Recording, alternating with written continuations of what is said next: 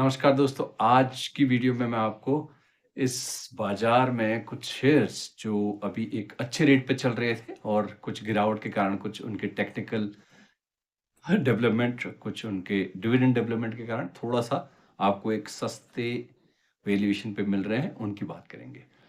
तो मैंने आपको पहले भी बताया था कि एक शेयर है येस बैंक। येस बैंक पे अभी हैंड्स चेंज हुए हैं। कार्लाइल ग्रुप जो है यूएस का, उसने लगभग-लगभग 1.98% अपना स्टेक उसमें कम किया है और वो हैंड चेंज हुए हैं और साथ ही साथ वो जो स्टेक उसमें से बहुत बड़ा चंक जो है 1.25 के आसपास जो परसेंट है वो गोल्डमैन सैक्स सिंगापुर ने खरीदा है। तो इसमें कोई घबराने वाली बात नहीं है। उस घबराहट में ये शेयर 1 से डेढ़ रुपए नीचे गया था, अभी ये ₹24 का है। तो हमने आपको पहले बताया था कि टेक स्टॉक के एक वीडियो में बताया था कि अब जो येस बैंक है वो एस्टैब्लिश हो चुका है एक पर्टिकुलर एक प्लेटफ़ॉर्म में। इसमें जो गवर्नमेंट ने एक कंसोर्टियम बनाया था उसमें एसबीआई, एचडीएफसी, एक्सिस इस तरह के बैंकों को चिप इन किया था, तो उन्होंने इसमें स्टेक खरीदा था। तो इसमें एसबीआई का बहुत बड़ा स्टेक है। एसबीआई कभी भी अगर इसमें हैंड्स चेंज करेगा तो एक बड़े ग्रुप को करेगा, जिससे कि एक बैंक को, येस बैंक को एक नई स्टेबिलिटी मिलेगी और येस बैंक एक नए दायरे की तरफ को बढ़ेगा, तो इसमें घबराने की कोई बात नहीं है। हमारा ये मानना है कि येस बैंक एक अच्छे हैंड्स में अभी भी है और इसका जो कारोबार है, वो स्टेबल हो रहा है। जो इसके पुराने प्रमोटर्स के टाइम में जो इसकी हालत हो गई थी, अभी वो स्टेबल हो रहा है। ₹24 के आस-पास ये काम कर रहा है। तो इसमें ऐसी कोई खबर नहीं है कि कोई बहुत बड़ा प्रमोटर इससे बाहर निकलना है। कार्लाइल ग्रुप ने सिर्फ हैंड्स चेंज किए थे। तो कार्लाइल ग्रुप गया और गोल्डमैन सैक्स की इसमें एंट्री हुई है, जिन्होंने लगभग-लगभग 1.25% हैंड्स चेंज में स्टेक एक्वायर किया है। तो इसके बाद इसमें थोड़ा-सा एक नीचे ₹1-2 का जो गिरावट आई थी, उसमें ये अभी हमारी जो नज़र में है, तो हमें लगता है कि येस बैंक में अभी भी कोई ऐसी बहुत घबराने वाली कोई बात नहीं है। अब हम आते हैं दूसरे शेयर पे। अभी कुछ दिन पहले कुछ लोगों ने हमें ये पूछने के लिए फ़ोन किया कि एक कंपनी ₹118 शेयर पर शेयर डिविडेंड पे कर रही है और 22 मई उसकी जो रिकॉर्ड डेट है। क्या हम खरीद लें? हमें ₹118 पर शेयर मिल जाएँगे? तो ये बहुत ही एक हास्यास्पद बात है कि अगर आप 1 दिन के लिए शेयर खरीदते हैं या 4 दिन के लिए शेयर खरीदते हैं और 5 दिन के लिए शेयर खरीदते हैं और आपको एक इतना बड़ा डिविडेंड ₹118 ₹525 के शेयरों में मिलता है, तो बहुत सारे लोगों के पास बहुत सारे पैसे हैं और मार्केट में एक से एक ज्ञानी बैठे हुए हैं। अगर 1 दिन में शेयर खरीद के डिविडेंड आपके अकाउंट में आके और वो शेयरों को उसी रेट पे अगर बेच देते, तो इतना ईज़ी मार्केट में पैसा कमाना नहीं होता।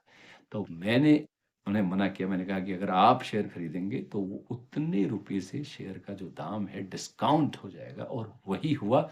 और एस्टर डीएम जिसकी मैं बात कर रहा हूँ, एस्टर डीएम हेल्थकेयर एक कंपनी है, उसमें ₹118 पर शेयर का डिविडेंड घोषित किया था कंपनी ने।